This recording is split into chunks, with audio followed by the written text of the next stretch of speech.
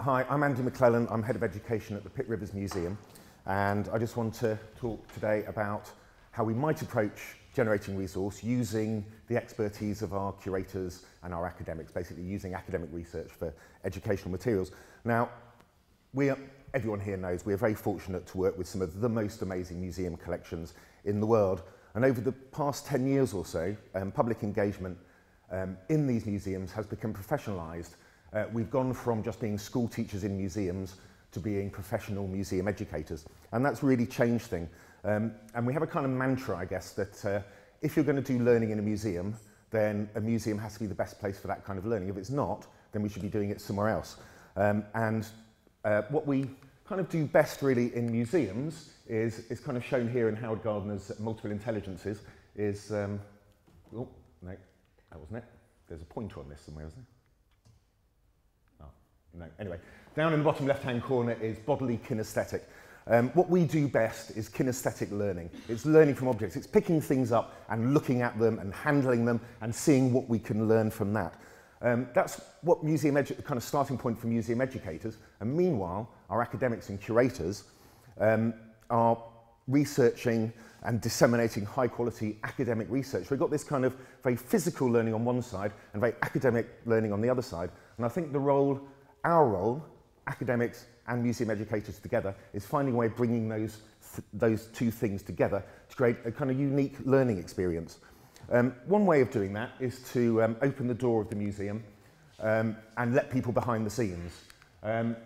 For the last 12 years, the Pitt Rivers and the Museum of Natural History have been working on a project called Making Museums. So about 5,000 10-year-olds and 11-year-olds have taken part in it. They're all from the schools marked red, basically the areas of multiple deprivation in Oxford, and they all come and have whole days at the museum, and they go behind the scenes and they meet people, whether it's Bethany and the Wales project last year, or going to the conservation lab in the Pitt Rivers and seeing the kind of research that's going on there. To go behind the scenes, it's all very well for us to explain things, but to go behind the scenes and meet and look at objects collected by Captain Cook, talk to the person who's researching where those came from, find out the excitement about what they've learned, discovering how you research the particular origins of a certain type of fur to say what island a bark cloth that Cook collected might have come from.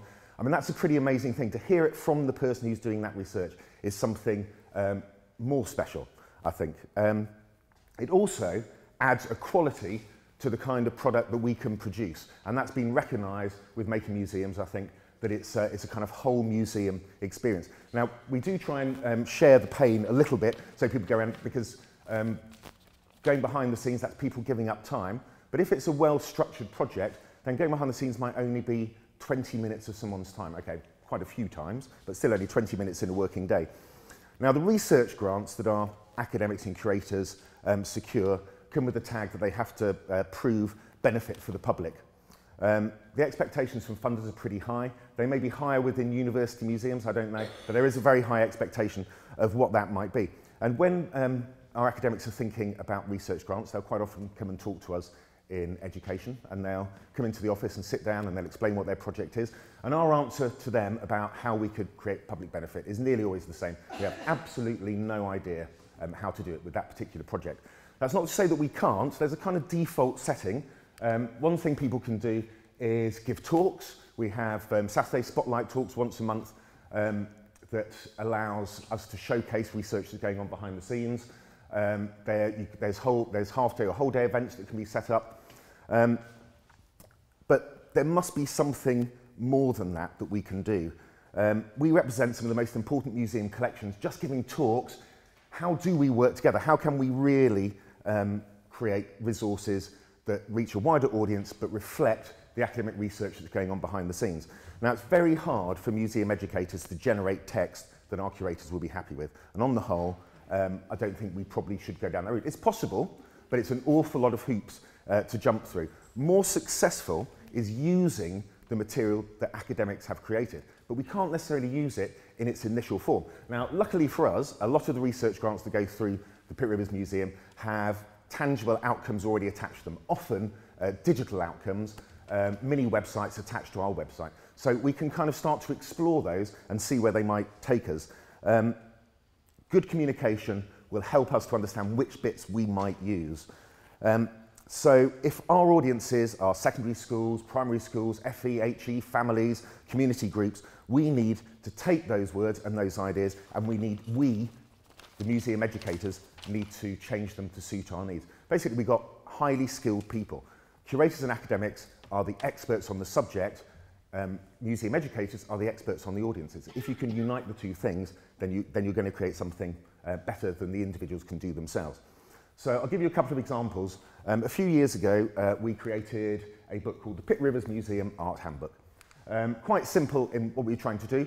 Just like Helen and Adrian were saying earlier on, it's about getting teachers to be slightly more versatile, not to be so limiting on themselves about what they might be able to do in museum spaces.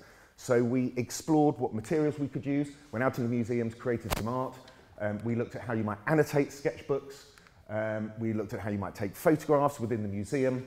And we also looked at those research areas that are hidden in the kind of darker recesses of the Pitt Rivers website. And we suggested to art groups the kind of areas within our web that they might go and look for ideas. Now these are, largely academic websites, but there's a lot of good information in them, and with some help in there about how they might approach different areas, they can get a lot out of those, I think. There's some wonderful websites there, including, which is why we got the picture at the beginning, 3D photos taken in the Congo in the 19th century. You go online with some 3D glasses and they're 3D photos. That's a pretty amazing thing for anyone to be able to see. The book was very successful, particularly with the EdXL exam board, and we were approached by Susan Young, who's the subject advisor for art and design at EdXL, and she'd seen the handbook, and we told her some more about it, and she wanted the university collections to create a set of resources that kind of complemented that. We came back to her with an idea of creating interactive resources on particular objects. About half of those are live at the moment, the other half are about to go live. Oh, I better hurry up. The first resource, I've got to get it all in a minute, I shall do it, Lucy, don't worry. The first resource was on the Hide a Great Box, and there'd been a research project by Laura Pears, one of our curators. She brought over 30 Hyder elders, carvers, museum workers, and created loads and loads of information. We just kind of picked that information, we re-edited films, we re-edited podcasts, we took bits of information, but we could only do this after the project had finished. But what we could also do was, you can click on it and you can hear podcasts and things like that. We also had connections to contemporary Hyder artists. So Laughing Crow up in the top left-hand corner by Jarlen Edenshaw. We contacted Jarlen and he was happy for his artwork to be used. And in fact, that project continues, and Jarlen and his brother Gwai, last day today, are carving a replica of the Great Box in the Pitt Rivers. I think they fly back to Canada on Wednesday or something like that. We've then gone on to a second resource, looking at Benin bronzes. This one isn't live yet, not quite finished. Also using film and podcasts. It's amazing that people will allow you to re-edit their films. They'll also allow you to use their material. The African artists and British African artists and British artists all gave us permission to use high quality images at no charge, including Grayson Perry, as it happens, which is just as well because all of these resources are done without any budgets. We don't have budgets, we don't have designers, everything's done in-house. We have some IT support, but we only have one IT officer in the Pitt Rivers Museum, and it is possible to do these things, but it's only possible to do them with the support of our academics, because they're the ones that give us the starting point, the information that we need.